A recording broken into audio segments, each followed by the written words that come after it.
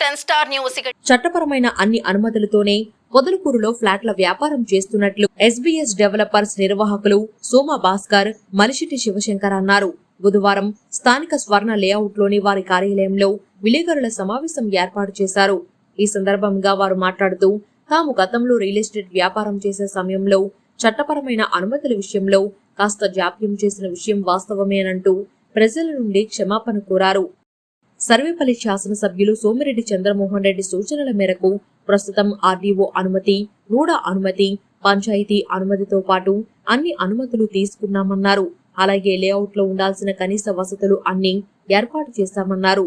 కొందరు రాజకీయ స్వార్థం కోసం తమపై బురద చెల్లే ప్రయత్నం చేస్తున్నారన్నారు. ప్రజలు అలాంటి పుకార్లు నమ్మొద్దన్నారు. అనుమతుల కోసం అధికారులకు, నాయకులకు లంచాలు ఇచ్చామని, మాపై అభియోగాలు వస్తున్నాయని, వాటిలో వాస్తవం లేదన్నారు.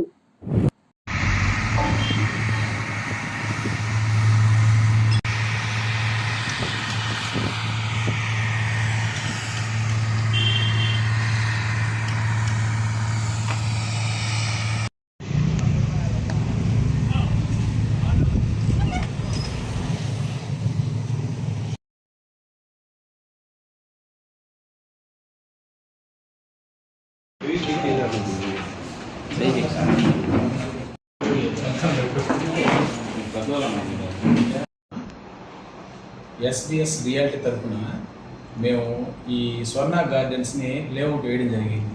గతంలో అన్అప్రూవ్డ్గా వేసాం.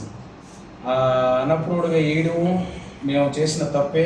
దానికి ప్రజలందరూ మమ్మల్ని మన్నించండి. ఈ ప్రభుత్వం వచ్చిన తర్వాత సోమిరెడ్డి చంద్రమోహన్ రెడ్డి గారి ఆధ్వర్యంలో, ఆయన సహకారంతో, ఆయన ఆశీస్సులతో మళ్ళా తిరిగి నుడాకి అప్రూవల్కి వెళ్ళడం జరిగింది. అప్రూవల్ వేసి 40 ఫీట్స్ రోడ్స్ కానీ, విద్యుత్ స్తంభాలు కానివ్వండి, చెట్లు కానివ్వండి, ఓపెన్ స్పేస్ వదిలి అన్ని నియమ నిబంధనలతో కరెక్ట్గా చట్టబద్ధకంగా చేస్తుంది. దీంట్లో మాజీ మంత్రివర్యులు కాకాని గోవర్ధన్ రెడ్డి గారు సోమిరెడ్డి చంద్రమోహన్ రెడ్డి గారికి ఏదో మేము డబ్బులు ఇచ్చి మభ్యపెట్టి మేమేదో చేసాము అనేటువంటి నిందలు వేయడం ఎంతవరకు సమంజసం కాదు. ఎక్కడ కూడా మేము ₹1 ఇవ్వడం కానీ అంటూ జరగలేదు. ఇచ్చాము డబ్బులు. ఎక్కడ ఇచ్చామంటే కన్వర్షన్ కట్టేదానికి ఆర్డీఓకి చలానా ₹34 లక్షల అయింది. అదేవిధంగా నోడాల ఫీజులు ₹11 లక్షల కట్టి అవి మా చేత పూర్తిగా చెల్లించి మాకు అప్రూవల్ ఇవ్వడం జరిగింది. అంతకుమించి ఎవరిని మభ్యపెట్టి కానీ, ఏ రాజకీయ ప్రమేయం కానీ, ఎవరిని ఒత్తిడి చేసి కానీ, లేకపోతే ఎవరితో మేము డబ్బులు ఇచ్చి కానీ చేయించుకునేది అయితే ఏం లేదు. అంతవరకు అయితే మేము కరెక్ట్గా చేస్తున్నాం. ఇక మీదట కానీ ఇప్పటికైనా కానీ చట్టబద్ధంగా అన్ని నోడా పరిధిలో వేసుకొని అన్ని నియమ నిబంధనలతోనే చేస్తాం. దాంట్లో ఎటువంటి ఆలోచన లేదు, ఎటువంటి విధానం లేదు.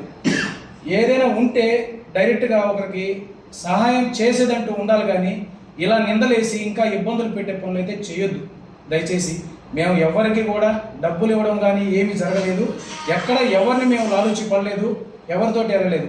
మేము ఆయన చెప్పిన విధంగా అన్ని నియమ నిబంధనలతో కరెక్ట్గా వెళ్ళమన్నారు, అదే మార్గంలో వెళ్తున్నాం. అంతకు మించి ఎటువంటి తప్పులు కానీ పొరపాట్లు కానీ మేము చేయటం లేదు. అది ఏదైనా ఉంటే ప్రజలకి మేము క్షమాపణలు చెప్పుకుంటున్నాం. మేము చెప్పుకొని మేము లేఅవుట్ని కొనసాగించుకుంటున్నాం. మేము ఈరోజు ఇది ఆర్డీఓ గారు ఇచ్చినటువంటి కన్వర్షను. అదేవిధంగా నుడా అప్రూవల్ కూడా అయింది. నుడా అప్రూవల్ టీఎల్పీ నెంబరు కూడా 0027/24గా వచ్చింది. మనకి మార్టిగేజ్ కూడా చేసేసాము. తర్వాత మేము పంచాయతీకి చేయవలసినటువంటివి అవన్నీ కూడా పూర్తిగా చేసి తర్వాత రిజిస్ట్రేషన్లు కూడా కొనసాగిస్తాం.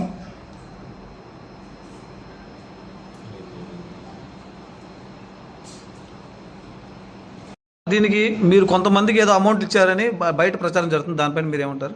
ఏకంగా మాజీ మినిస్టర్ గారే మీరు కోర్టు ఇచ్చారని నేను చెప్తున్నాను. అవన్నీ మా మీద చల్లి బురద చల్లి ఏదో మమ్మల్ని కొంచెం ఇంకా ఇబ్బందులు పెట్టాలనే ఉద్దేశంతో తప్పనిచ్చి మేము ఈ చిన్న పంచాయతీలో 3 కోట్లు 2 కోట్లు డబ్బులు ఇచ్చి చేసేటువంటి లేఅవుట్లు ఓనర్లు అయితే కాదు. ఏదో చిన్న చిన్న వ్యాపారాలు చేసుకుంటూ ఏదో చిన్న ప్లాట్లు 1000-2000 మార్జిన్ పెట్టుకొని చేసుకునే వాళ్ళమే, కానీ కోట్లు ఇచ్చే అంత శక్తివంతులం కాదు. అందులో సోమిరెడ్డి గారికి మేము డబ్బులు ఇచ్చి కొనేంత స్థాయి శక్తి మాకుందా? అవన్నీ మా మీద చల్లి మమ్మల్ని అయితే ఇబ్బందులు పెట్టి చేయడం తప్పనిచ్చి వేరేదైతే ప్రయత్నాలు అయితే ఏం లేదు. లాస్ట్ వీక్ మనం మాజీ మంత్రి గారు ప్రెస్ మీట్ చెప్పారు. సరే చెప్తా ఉంటారు, చెప్పినంత మాత్రాన మేము ఇచ్చే శక్తి మాకు ఉండాలి కదా. ఆయన్ని డబ్బులతో తీసుకునే కెపాసిటీ మాకుందా? అవన్నీ ఏంటంటే ప్రజల దృష్టికి ఆ విధంగా తీసుకెళ్లి మమ్మల్ని కొంచెం ఇబ్బందులు పెట్టడం తప్పనిచ్చి వేరే ఉద్దేశం అయితే ఏం లేదు. అట్లాంటి ప్రయత్నాలు అయితే మేము చేయలేదు. అయినా మమ్మల్ని ఆ స్థాయి కూడా మేము అంత శక్తి కూడా లేదు. 2 కోట్ల రూపాయలు 3 కోట్ల రూపాయలు ఇచ్చే అంత శక్తి అయితే మాకు లేదు. ఆ మాట్లాడుకునే ప్రయత్నాల్లో మాలాంటి చిన్న చిన్న వ్యాపారస్తుల్ని ఇబ్బందులు పెట్టడం తప్పనిచ్చి వేరే ఉద్దేశం అయితే కాదు. దాంట్లో అసలు మేము ఆయన దగ్గరికి వెళ్ళింది లేదు, మాట్లాడింది లేదు. కేవలం ఊహాగానాలే, ఒక రాయి వేయడం తప్పనిచ్చి వేరే ప్రయత్నం అయితే ఏం లేదు. ఏదో ఒక రాయి వేయడం, మమ్మల్ని ఇబ్బంది పెట్టడం తప్పనిచ్చి వేరే ప్రయత్నం అయితే ఏం చేయలేదు. చట్టబద్ధంగా అన్ని నుడా అప్రూవ్లు అన్ని కరెక్ట్గా నియమ నిబంధనలతో సోమిరెడ్డి గారు చెప్పిన ఆదేశాల ప్రకారం మేము నడుచుకుంటూ మా వ్యాపారాలను కొనసాగించుకుంటాం కంప్లీట్గా. అంతేగాని ఎవరిని ఇబ్బందులు పెట్టో ఎవరిని ఇబ్బంది, దీంట్లో రాజకీయానికి సంబంధం లేదు. ఇది రైతుల దగ్గర నుంచి కొనుగోలు చేసినటువంటి పొలము. దాంట్లో సంబంధించి అన్ని నియమ నిబంధనలతో మేము లేఅవుట్లు వేసుకుంటూ వెళ్తామే కానీ ఎవరిని ఉద్దేశపూర్వకంగా కానీ లేకపోతే ఇంకొకరిని కానీ రాజకీయాలకి దీనికి ఎటువంటి సంబంధం లేదు. మేము వ్యాపారస్తులం, వ్యాపారాలు చేసుకునే వాళ్ళం. దీంట్లో ఎవరో కూడా వేలు పెట్టి మమ్మల్ని విమర్శించడం కానీ ఏమవుద్దు. అన్నీ పర్ఫెక్ట్గా చేసుకుంటున్నాం, అన్నీ కరెక్ట్గా వెళ్తున్నాం. ఇప్పుడు కేఆర్ఆర్ గార్డెన్స్ ఇంప్రూవ్ చేయాలి కదా, దాని మీద తీసుకున్నా. అది యాక్చువల్గా ఆర్ఎంబి స్థలంలో ఉంటే ఆర్ఎంబి స్థలంలో వాళ్ళు తీసేసుకుంటారు. ఆర్ఎంబిలో లేకుండా ఉండింది మాత్రం అట్లాగే ఉంది. ఆర్ఎంబిలో ఉందని చెప్పి తీసేశారు. ఆర్ఎంబిలో ఉంది కాబట్టి తీసేశారు. పూర్వదంతా ఒరిజినల్గా డిటిసిపి అప్రూవ్ చేస్తుంది. దాంట్లో అయితే మాత్రం ఏం ఇబ్బంది లేదు. 18/21 ఒకటి, 2072/23 ఒకటి, ఈ విధంగా మేము లేఅవుట్ అప్రూవ్ చేస్తున్నాము. దానికి ఏమి ఇబ్బంది ఏం లేదు. డిటిసిపి అప్రూవ్ నామ్స్ ప్రకారం మేము లేఅవుట్ వేయలేదు.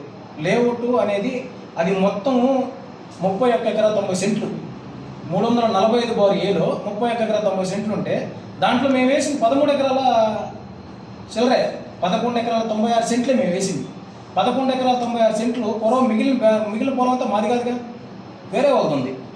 అక్కడికి వచ్చేసరికి ఏం చేసిందంటే ఇక్కడ ఫస్ట్లో 97 అడుగులు, అక్కడికి వచ్చేసరికి 107 అడుగులు ఉంది.